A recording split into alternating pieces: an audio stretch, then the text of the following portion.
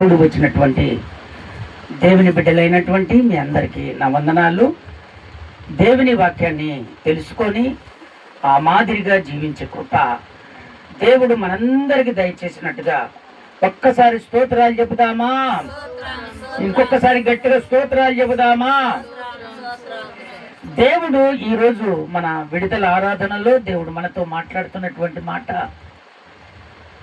125వ కీర్తన 125వ కీర్తన 3వ వచనములో దేవుడు చక్కగా మనతో మాట్లాడుతున్నటువంటి మాట, నీతిమంతులు పాపము చేయుటకు తమ చేతులు చాపకుండునట్లు భక్తిహీనుల రాజదండము నీతిమంతుల స్వాస్థ్యము మీద నుండదు. స్తోత్రం చెప్తారా? ఒకసారి గట్టిగా, ఇంకొకసారి గట్టిగా చెప్తారా? దేవుడు చెప్తున్నటువంటి మాటలు మనం జాగ్రత్తగా విందాం. నీతిమంతులు పాపము చేయుటకు తమ చేతులు చాపకుండునట్లు. దేవుని బిడ్డలారా, నీతిమంతులు వాళ్ళు బాధలలో ఉన్నా, సమస్యలో ఉన్నా, ఇబ్బందులలో ఉన్నా వాళ్ళు నీతి తప్పరు, నీతిగానే ఉంటారు. ఒకవేళ సాధారణ ఏం చేస్తాడంటే వాడు ఏదో ఒక ప్లాను ప్రకారంగా ఆ నీతిని చెడగొట్టాలని వాడు ప్రయత్నం చేస్తాడు. ఏ రకంగానైనా నీతిని చెడగొట్టాలి అని వాడు ప్రయత్నం చేస్తాడు. అయితే దేవుడు ఏమంటున్నాడో తెలుసా? ఆ నీతి తప్పకుండా మీరు ఉంటే, అక్కడ చెప్తున్నటువంటి మాట,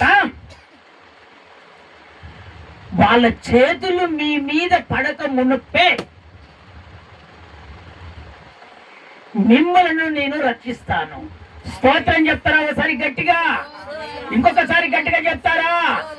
యేసు ప్రభును అంగీకరించినటువంటి ప్రతి ఒక్కరికి, నీతిమంతులుగా ఉన్నటువంటి వారికి అనేకమైనటువంటి శ్రమలు వస్తాయి, అనేకమైన బాధలు వస్తాయి, అనేకమైన అనారోగ్యాలు వస్తాయి, అనేకమైనటువంటి సమస్యలన్నీ వస్తాయి. కానీ అది దేవుడు మమ్మలను పరీక్షిస్తున్నాడా, పరిశోధన చేస్తున్నాడు అనేది మనము గ్రహించే వారిగా ఉండాలని దేవుడు కోరుకుంటున్నాడు. స్తోత్రం చెప్తారా? ఒకసారి గట్టిగా, ఇంకొకసారి గట్టిగా చెప్తారా? అందుకనే నీతిమంతులకే అనేకమైన ఆపదలు, ఆ ఆపదలో నుండి నేనే విడిపిస్తానన్నాడు దేవుడు. నీతిమంతులకు అనేకమైనటువంటి ఆపదలు వస్తాయి, శ్రమలు వస్తాయి, బాధలు వస్తాయి, నిందలు వస్తాయి, అవమానాలు వస్తాయి, అనేకమైనటువంటి వస్తాయి నీతిమంతులకే. కానీ నీ నీతిని చెడిపోకుండా నువ్వు ఉంచుకోమని దేవుడు చెప్తున్నాడు. ఆ నీతితోటి నువ్వు బ్రతుకుతూనే యేసయ్య నిన్ను ముడతాడు. ఆ నీతితోటి నువ్వు బ్రతుకుతూనే ఆయన నిన్ను చేయి పట్టుకుంటాడు. ఆ నీతితోటి నువ్వు బ్రతుకుతే ఆయన ప్రేమ స్వరూపైన దేవుడు నీతో ఉంటాడు. ఎట్టి పరిస్థితుల్లో ఎన్ని సమస్యలు వచ్చినా మనము నీతిని తప్పుకోకూడదు. దేవుడు అంటున్నాడు, ఆ కష్టాలు రాక మునిపే.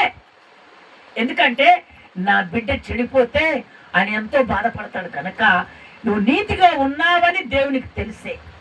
కానీ దేవుని దృష్టిలో పెట్టుకొని ఇలాంటి సాతాను ప్రభావం కలిగినటువంటి మనుషులు, లోకములో ఉన్నటువంటి మనుషులు, వీళ్ళందరూ నిన్ను ఏదో ఒక రకంగా ఆ నీతిని చెడగొట్టాలని ప్రయత్నం చేసినప్పుడు ఆ చెడిపోవటానికి నువ్వు వీలు చూపెట్టొద్దు. ఎందుకో తెలుసా? సజీవుడైన యేసు మనల్ని ఎప్పుడు కాపాడుతున్నాడు కాబట్టి ఆయన ఖచ్చితంగా కాపాడుతాడు అనే నిరీక్షణ కలిగి నువ్వు ఎదురు చూస్తే, నా దేవుడు నీ ఎలా అనారోగ్యం ఉన్నా, ఏ సమస్య ఉన్నా, ఏ బాధలున్నా, అలాంటివన్నీ నా దేవుడు ఆయన చూస్తుండగానే వాటినన్నింటినీ పరీక్షించునుగాక అని తీసేస్తాడు. అంతే. ఇక అందుకనే మనము నీతిమంతులము ఉన్నప్పుడు అనేకమైనటువంటి వస్తాయి. కానీ నా దేవుడు ఆ నీతిని పోగొట్టుకుంటారనే ఉద్దేశంతో వెంటనే ఆయన కాపుదల ఎప్పుడు మన మీదనే ఉంటుంది. స్తోత్రం చెప్తారా ఒకసారి గట్టిగా? అక్కడ ఇంకొక మాట ఏమంటున్నాడంటే, ఇంకొక మాట, భక్తిహీనుల రాజదండము నీతిమంతుల శ్వాసం మీద ఉండదు. భక్తిహీనులు నీతిమంతులుగా ఉన్నటువంటి వారిని ఈ భక్తిహీనులు ఏం చేస్తారంటే ఏదో ఒక రకంగా వారి స్వాస్థాన్ని అనుభవించాలని వారు ఆశపడతారు.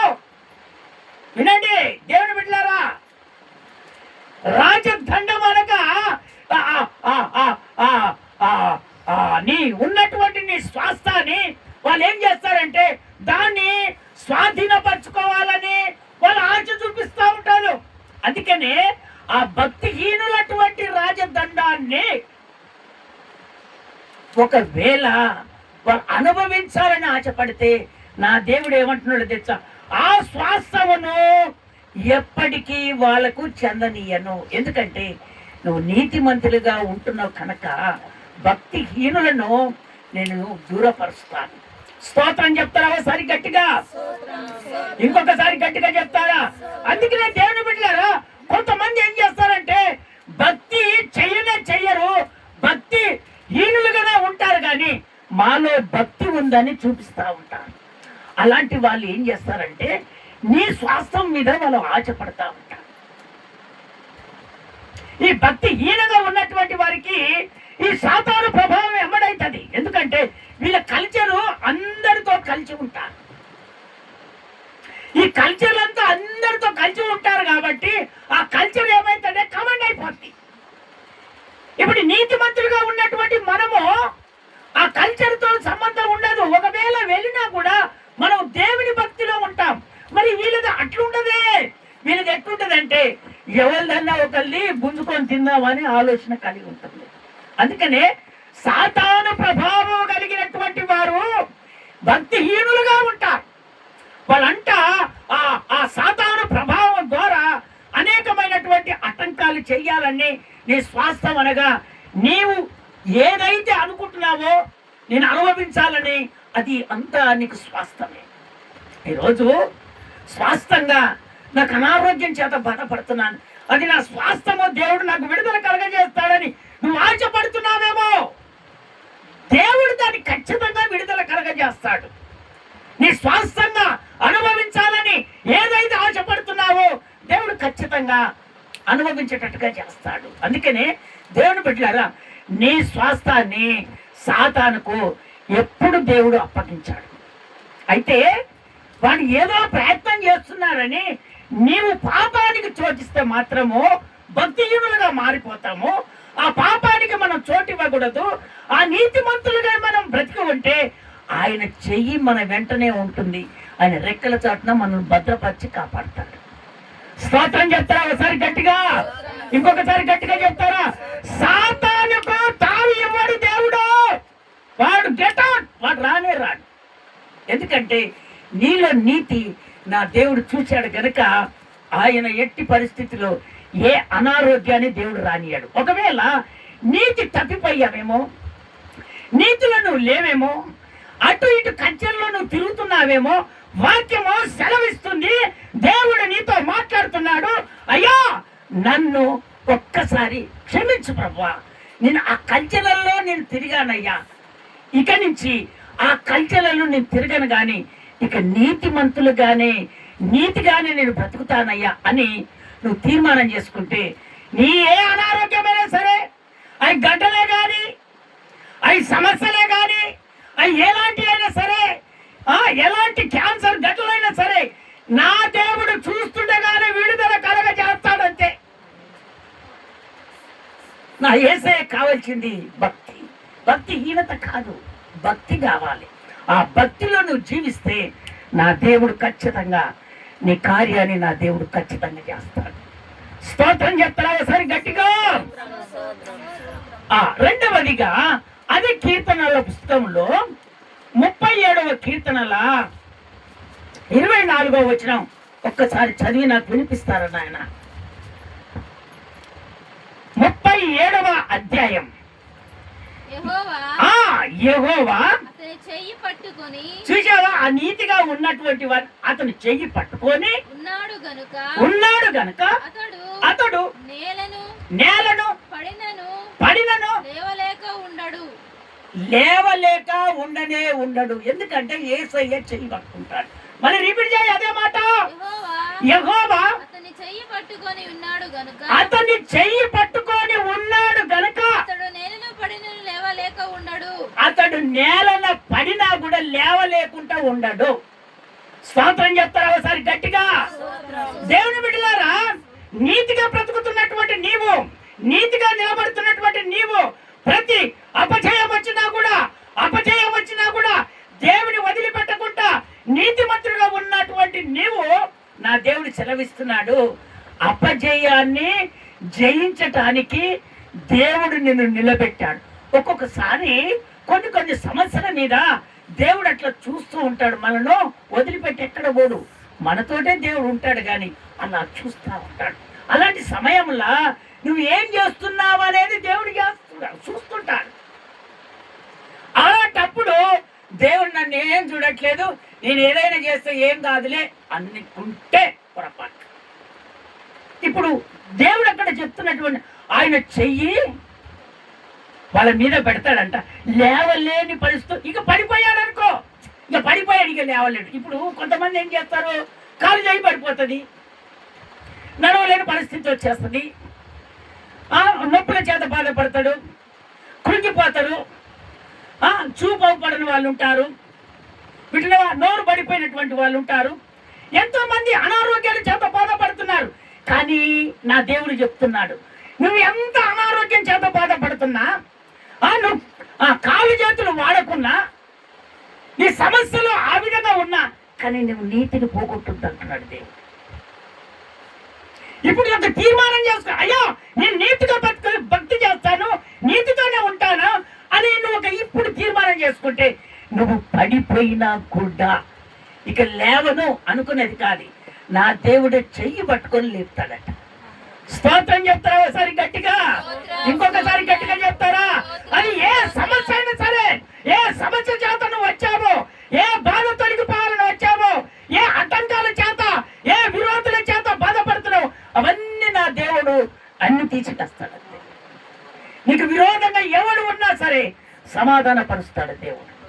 ఎందుకంటే ఈ భక్తి నువ్వు చేస్తే నా దేవుడు ఖచ్చితంగా నీకు కావలసినటువంటి బహుమానాన్ని ఖచ్చితంగా నా దేవుడు అనుగ్రహిస్తాడు. స్తోత్రం చెప్తారా ఒకసారి గట్టిగా? ఇంకొకసారి గట్టిగా చెప్తారా? ఒక్క మాట నేను చెప్పి తొందరగా ముగిచ్చేస్తాను. 1 కొరింథీయులకు రాసిన పత్రికలో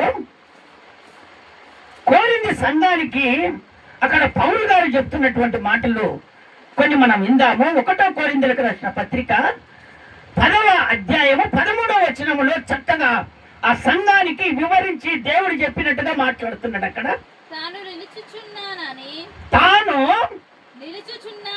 తాను నిలుచుచున్నానని తలంచుకొనువాడు పడకుండునట్లు జాగ్రత్తగా చూసుకోవాలి. మనం ఒక్కొక్కసారి జాగ్రత్తగా చూసుకోవాలి. సాధారణముగా మనుషులకు కలుగు శోధనలను బట్టి ఇంకా ఏది మీకు సంభవించదు. దేవుడు నమ్మదగిన వాడు, మీరు గ్రహింపగలిగినంత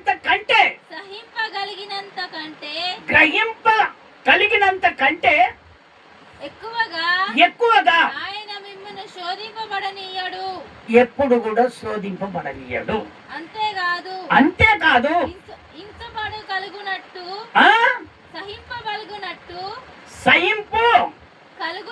సహించగలిగినట్టు ఆయన శోధనతో కూడా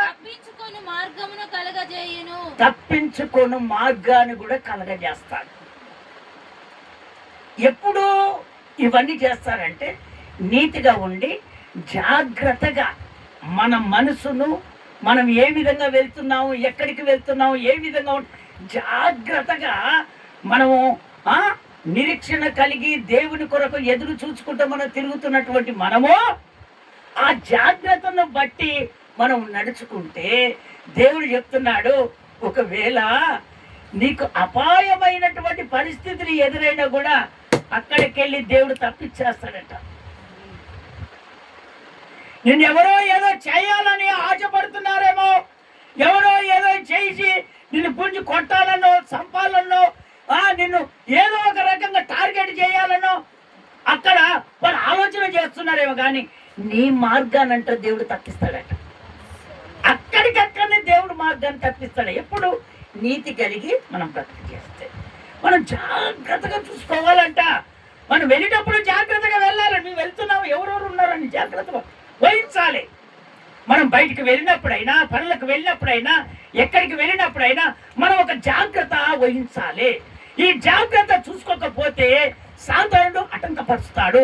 ఏదో ఒక రకంగా సాతానుడు మన టార్గెట్ చేసేస్తాడు.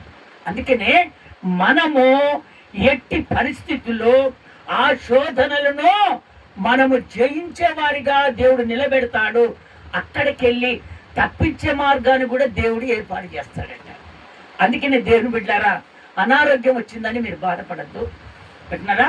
సమస్య వచ్చిందని మీరు బాధపడద్దు. నా దేవుడు ఆ సమస్యను తీరుస్తాడు, ఆ బాధను తొలగిస్తాడు.